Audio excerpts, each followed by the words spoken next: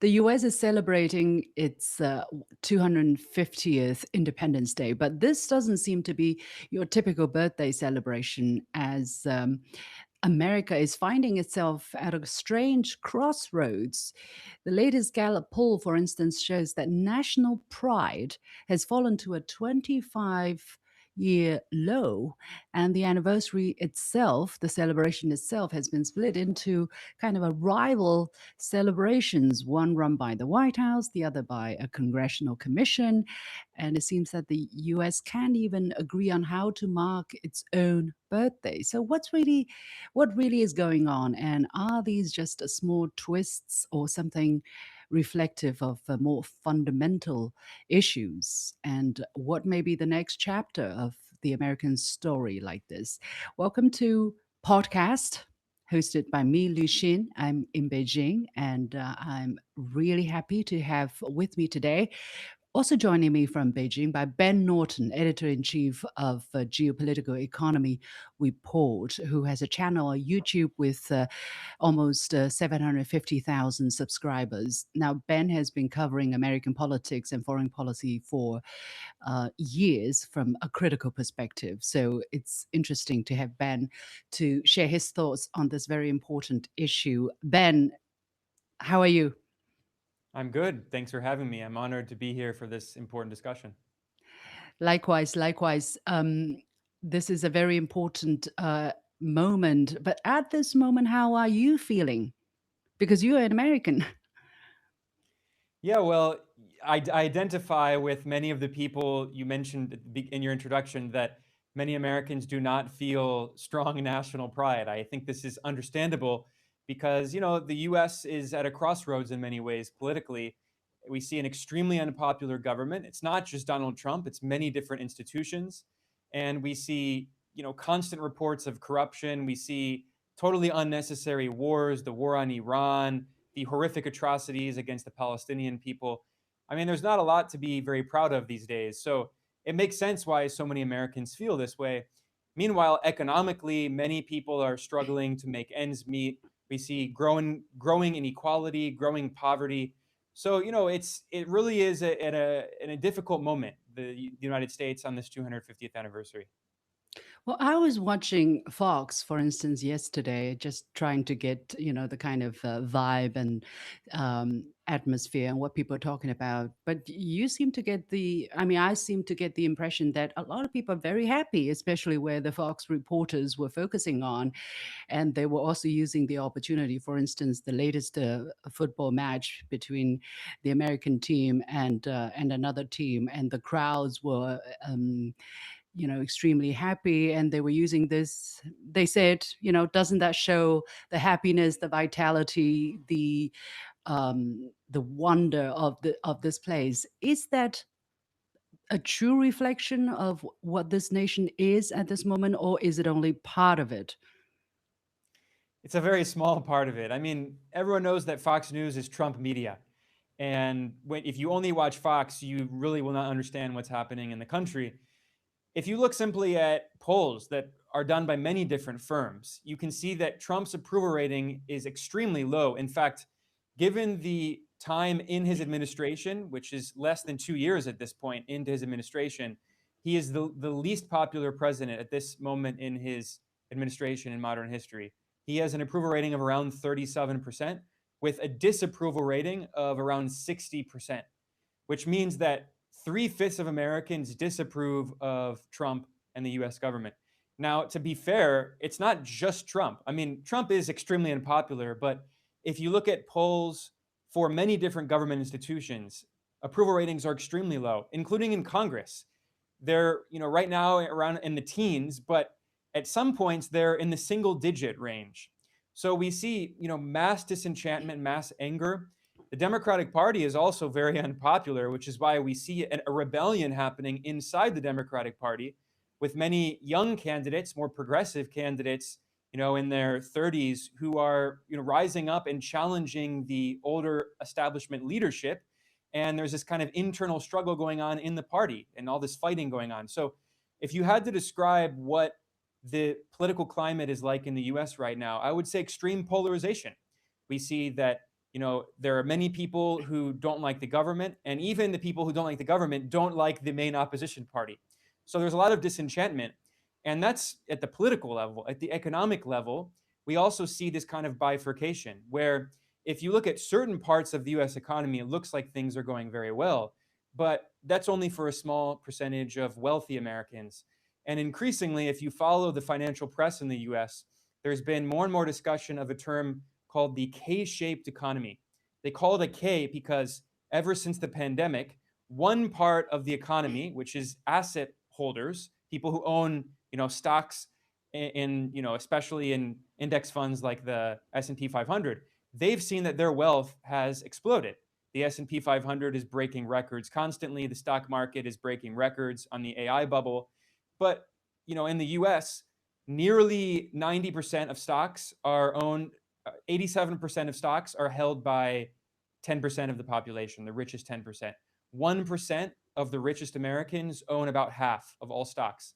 So the vast majority of Americans are not feeling this wealth effect of stock prices rising, which is why the bottom part of the K in the K-shaped economy is the majority of Americans. You look at consumer sentiment, poll after poll. The University of Michigan does these polls on consumer sentiment. They show the lowest levels in modern history. We're talking about levels that are even lower than the financial crisis in 2008 and 2009. So what we see in the US again is this deep polarization and fragmentation where a small percentage of Americans are doing very well, wealthy Americans, but many Americans are really struggling to make ends meet. There's, shocking levels of poverty and homelessness. And I think this goes a long way to explaining a lot of the disenchantment. So many young people can't afford housing. I mean, there's a real cost of living crisis. And Trump only won the election, this second election, because he promised to deal with the cost of living crisis. Voters blamed Biden and the Democrats for the inflation crisis. Now, Trump there also was did. inflation around the world coming out of the pandemic, but the Biden administration does deserve to be criticized for not doing enough to deal with the cost of living crisis. This is why many incumbent governments around the world lost power when there were elections during the cost of living crisis.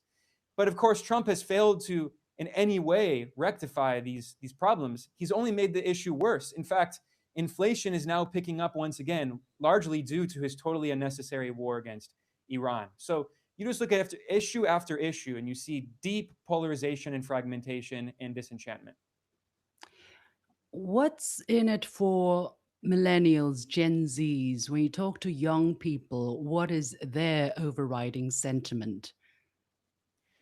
Well, hopelessness in many ways, because if you look in the United States, we now see that life expectancy for younger Americans for the first time ever is lower than for our parents. And income levels, for basically all of US history, young people were expected to have higher incomes and better job prospects than their parents. That, consensus has broken down. So my generation is really the first generation millennials, and even for people younger than me, it's even worse. We're the first generation where our standard of living is lower than that of our parents and is going to get worse and worse. I feel even worse for young people because, I graduated from college over 10 years ago now, and there are a lot of young people just graduating and they're being told that their degrees are worthless because artificial intelligence is going to make their job, unnecessary. So we see, a severe economic crisis for most Americans, and then you add all this uncertainty surrounding AI. You're already describing it as a severe economic crisis. You think that's already there? Or Well, I'm are not we even talking about AI. I'm saying for most Americans, they already are in recession. So Moody's Analytics, which is a major financial firm in the US, has shown that most local economies in the US are in recession. Only a few parts of the US economy are growing, but those parts tend to be where the AI boom is concentrated. So for instance, you look at California, where Silicon Valley is located, and you do see a lot of growth because there's so much investment in these tech companies. You look at a few other places, Texas has the fossil fuel industry. There are a few other places that have big data centers being built. But Moody's Analytics has shown that most Americans are actually already living in recession. But because GDP is reported as an aggregate statistic across the entire country, it looks like the US economy is growing because on the whole it is, because there are certain areas that have big economic weight that are growing, but many parts of the economy are not growing. So, people have probably heard of the Rust Belt. These were the areas of the US, like Detroit and Cleveland, these major Right. industrial cities that were deindustrialized starting around the 80s and the 90s. That's happening to more and more parts of the US now. So this AI bubble is the effects of it are really concentrated in a few areas, and Would we you? haven't even Mhm. seen the major job losses that are expected when AI becomes more and more adopted. Because you go out, look at the Sure. financial press every day, and we hear Elon Musk or Sam Sure. Altman saying that they're expecting many jobs to be automated. Yeah, they don't even know what kind of advice to give their own children in terms of surviving the latest technological disruptions. That is very telling as to the kind of shock or uncertainty that young people are faced with. But do you think this problem that you just mentioned is a result, a symptom of erratic policies, flawed political systems in the United States, or is it also kind of a zeitgeist in a negative sense? Because every country is faced with similar problems. I mean, the True, countries, the countries that are developed enough to enter this AI transformation, ride, let's say. it's true that many countries are facing similar problems, although I think in the US, some of these problems are more pronounced and in some cases significantly worse. I'll talk about Europe for a moment. Europe is facing many similar problems.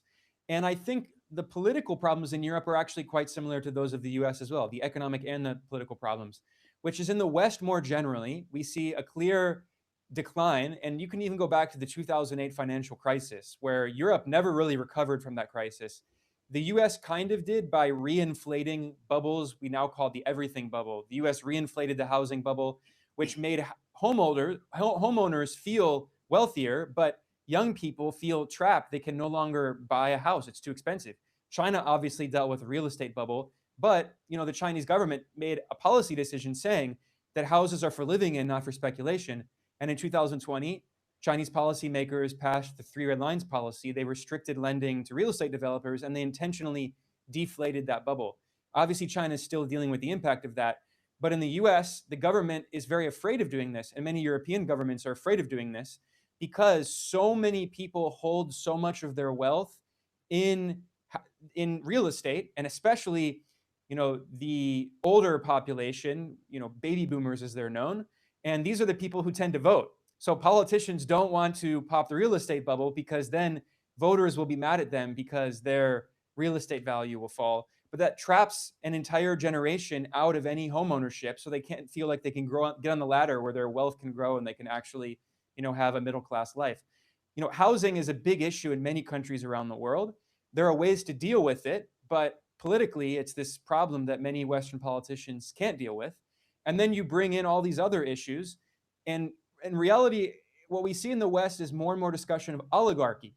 And I think, this is one of the reasons why in China, the views of AI are not as pessimistic. For instance, if you look in the US recently, this is graduation season, and there have been many videos that have gone viral of graduation ceremonies at different universities. And Mm, when the speakers talk about AI, you see right. students constantly booing. And I think this is because the view of AI in the US is so different from the view in China. I think one of the main reasons for this is because in China you have a government that is much more proactive and has a much stronger role in the economy, and the government has made it clear that it is not capital that determines what the policy of the government will be. It is the interest of the people. You have private companies, you have a vibrant market economy, but it's always the interests of the people that take precedent over capital. In the West, it's the exact opposite. So we've seen more and more discussion of oligarchy. I mean, Trump himself is a billionaire, and the corruption issue is also just so extreme. Trump was just forced to disclose his financial investments. And we see that Trump, on He's average, in investing in the 2000, stock market. yeah, on average, Trump was doing 80 stock market trades per day. In the West, not just in the US, but in Europe, there's more and more discussion. You hear the term oligarchy so much because these Western governments are no longer responsive to the needs of people. They're only responsive to large billionaires. And anytime there's a discussion of we need to tax these billionaires, they say, well, we can't tax them because then the billionaires will leave. So this explains why in the US you see such a massive increase in populism on the right, but also on the left. And you see so many young people who are my age being elected self-declared democratic socialists. You see the new mayor of New York City, Zoran Mandani, and he really ran his mayoral campaign on one issue, the cost of living. And he said, I'm going to do everything I can to make housing more affordable by freezing rents, by building affordable housing, by making public transportation free and more heavily subsidized. So, and now we see all across the US, these younger left wing candidates campaigning on exactly the same promise because they recognize that it's become prohibitively expensive and the government is not responding to the needs of the people. This is also why I think, the Chinese government is so much more popular. You look at polls here in China compared to many Western countries. It's not just the US. You look at Emmanuel Macron, who is a millionaire banker, who's also known as the president of the rich in France. He's extremely unpopular. You look at the new chancellor of Germany, Friedrich Merz. He was the former head of the German arm of BlackRock, the world's largest asset manager. He's a multimillionaire with private planes. And he just announced austerity measures, like, for instance, prohibiting workers from going on sick leave. So, I mean, just across the West, you see this disenchantment with these governments, and it's increasingly clear that the average working people's needs are not being represented by the government. Where's it going? How bad is it going to be until something is done? People were talking about how do you fix the problem when it gets so bad that do you have unrest? Do you have chaos? Do you have even violent chaos? What do you have? What are you foreseeing? Because as we speak, the system is not going to fall apart on its own. But it seems that the people who you just mentioned, they are trying to change things, but very sporadically. And people, including you, who have spending years and years speaking about the need for change. But it seems that the status quo is iron rock solid. Yeah, I mean, it's very difficult to answer that because, increasingly what we see is the rise of increasingly far right political movements. And because there's a political establishment that is unwilling, or at least in many cases, incapable, if not unwilling, to resolve these economic problems, they scapegoat immigrants. Trump has done this very effectively. He said that the reason that housing is unaffordable is not because Blackstone is now, this Wall Street investment fund, is now the largest owner of real estate in the US. And private equity firms now own, they own the largest share of all different, investment firms and, individual households in the US. They're the plurality. They represent the plurality of ownership of single family homes. What we see is that, these economic problems, there are solutions to them, but the political class is unwilling to actually resolve these problems. So instead, they scapegoat immigrants. So Trump says it's because, immigrants from Latin America are here and they're taking your jobs. So we need to deport them and terrorize them and throw them in vans by, unmarked vehicles, by, police officers who are in average civilian clothing. I mean, it's absolutely horrible what they're doing to immigrants. But that's not going to solve the problem. So then they, blame other issues. They blame feminism and women in the workforce and say women should go home. And then this is what the far right always does, is they blame these economic problems on cultural issues. But especially in the case of the US, it's difficult for politicians to challenge this because of money in politics. In Europe, the situation is not as bad, but it is still bad in some countries. In the case of the US, you look at data, for instance, on congressional races. More than 80% of candidates running for the House of Representatives and more than 90% of candidates running for the Senate who have more funding win the election. And this is especially the case after the Citizens United ruling by the Supreme Court, which said that corporations are people and there's no limit on the amount of money that large corporations and financial interests can spend on these elections to basically buy elections. So this is why there's more and more anger about the role of money in politics. Elon Musk, who's now a trillionaire, the world's richest person, he spent nearly $300 million in the last election supporting Trump and many of his allies. So this is why, there's more and more discussion of oligarchy. These individuals like Elon Musk, like Jeff Bezos, are so powerful. They can buy politicians, they can buy elections. And increasingly across the West, because there's this unwillingness to deal with these problems, you see far-right movements in the US, you see this in the UK. The UK has had 7 prime ministers in a decade. And what we now see is the rise of these demagogues like Nigel Farage in the UK. In Germany, you see far-right movements like the AfD. In France, you see, the National Front, the National Assembly. In every Western country, because there are these major cost of living crises and governments are unwilling to deal with them. So I'm very much concerned about, in general, the direction of the West more broadly. And you mentioned the issue of violence. I'll just briefly address this. The US has been uniquely violent for a long time. There are a lot of reasons you could explain that. I mean, the US itself was founded on ethnic cleansing and genocide of Native peoples. And the US government treated Native peoples horrifically in the Trail of Tears and violating all of these agreements with Native American tribes.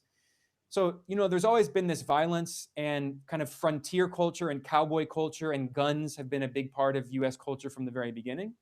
But especially in recent years, with a lot of young people feeling totally hopeless and being able to access guns so easily, and, mental health problems because of social media, we've seen an explosion in gun violence, especially young people who maybe feel bullied or something at school, and then they simply go to their school and shoot their classmates. I mean, there are some severe, sick problems in American society that really need to be dealt with. But again, when you don't have a government that is responsible to the needs of the people, it's only responsible to large corporate interests. It's very difficult to solve those problems.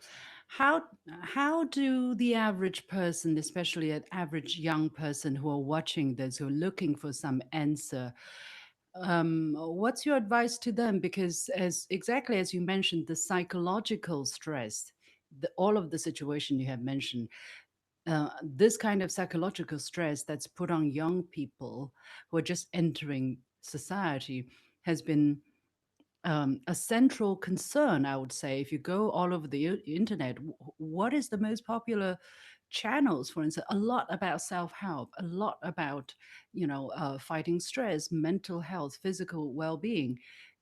What can they do? How can they do it? Yeah, this is increasingly an important issue. I mean, I think a lot of it is economic, and this sense of, hopelessness and no job opportunities, and, the feeling that you're never going to be able to have a middle class life like your parents. I We mean, also see in the yeah, I heard we this talk. For instance, Jeffrey Hinton, he said, when asked what kind of training skills, what kind of job should young people look into so that they won't be easily replaceable by AI, and he said, plumber.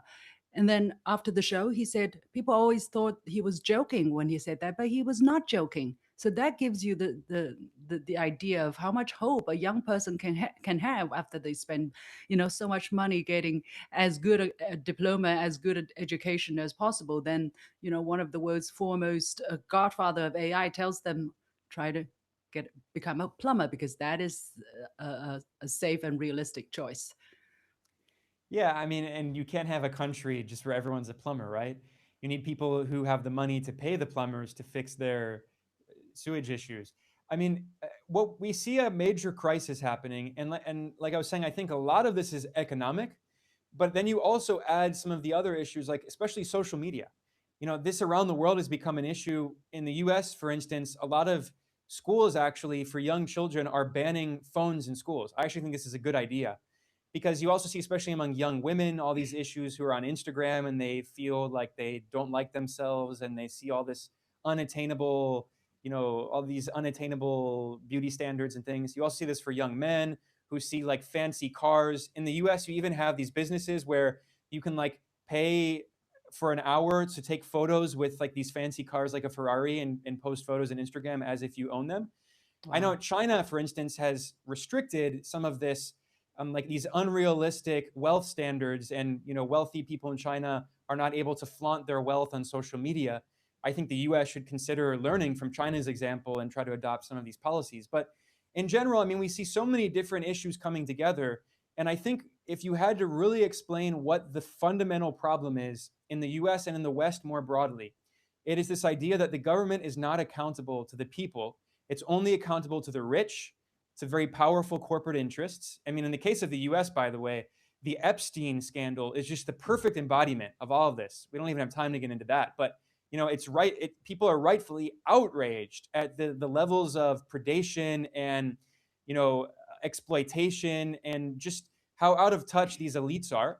And so many people feel that the government represents those kinds of out of touch elites and not people. And until there are, populist leaders who come to power who actually represent the people, we're going to see these problems continue to get worse and worse. This is why, I've used this term several times, but we're going to see much more populism in the US and across the West more broadly in the years that to come. This kind of idea that we're going to return back to the normal days of the 1990s when I No, was a kid, those days are not no. coming back. Yeah. Well, actually, I would say in other parts of the world, there are also similar issues. Young people in general are facing a very different time than when everything was on the rise. A couple of decades ago, even here, we would have a very similar. Our children, can they expect to have a better life than we do? And the answer is unknown. The times are different, the opportunities are different, the required skill sets are different, the mentality required is also different. So there, I think we have a much more common challenge. So to end on a useful note, if we can, what would you do? Because you deal with all of these issues on a daily basis, and often when I hear you talk, you have a tone of indignation. What keeps you strong and mentally positive, psychologically positive, so that you can continue focusing on doing the right thing and not be consumed by these negative news and energy?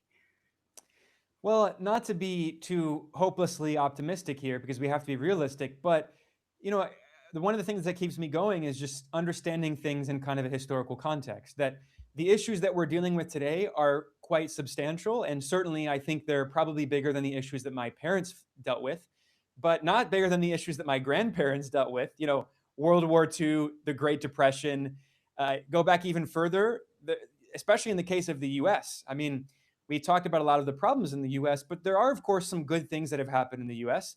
I mean, the US was founded on genocide of Native Americans and slavery, but eventually slavery was abolished. Unfortunately, it took a civil war to abolish slavery, but obviously the issues that Black Americans have dealt with have been significantly worse than anything that I and white people of my generation will ever have to deal with. So when you understand that larger context, when you understand that, in the case of China, you think about the century of humiliation, you think about the horrors of the Japanese invasion and the World Anti-Fascist War and all of this. Right.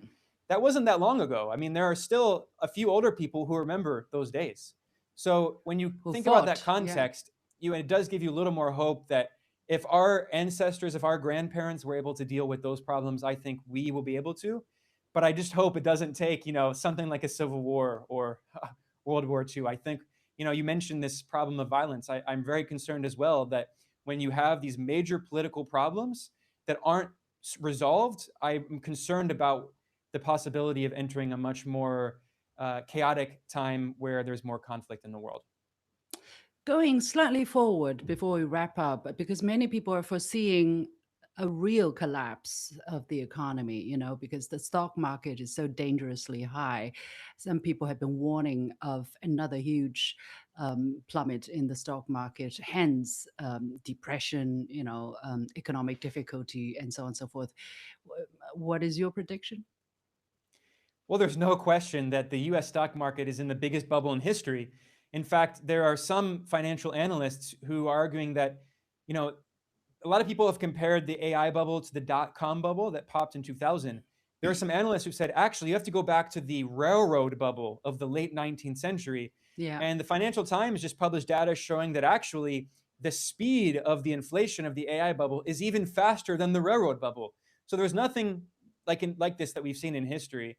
And a lot of very wealthy, well-connected people are concerned about the consequences because, especially in the case of the U.S., so many Americans hold so much of their retirement funds in the stock market in 401ks, which are invested in stocks. So if and when the bubble pops, it's going to lead to even more severe economic problems in addition to everything that we've talked about. And this is, we have this saying in English, don't put all your eggs in one basket. Right. But increasingly, the US economy has put all of its eggs in the stock market basket and the technology basket, betting everything on AI, assuming that this is going to be this panacea that solves every problem. But we're actually seeing many cracks emerging, and I'm very concerned about the possibility of another major financial crisis. Mm. Well, in China, we say when the nest falls, there aren't going to be any eggs left intact, or eggs That's will absolutely be right. broken. Yeah. So anyway, buckle up. But once again, I have to. Can I congratulate on the 250th Independence Day celebration? Let's do Yeah, well, I that. mean, Happy what we've anniversary, talked about why Ben. a lot of Americans are not feeling very proud, but Yeah. it's Still, history. yeah, still, it's keep the hope. All right. So thank you very much, Ben Norton, editor in chief of Geopolitical Economy Report. It's always interesting to chat with you. Thanks for having me.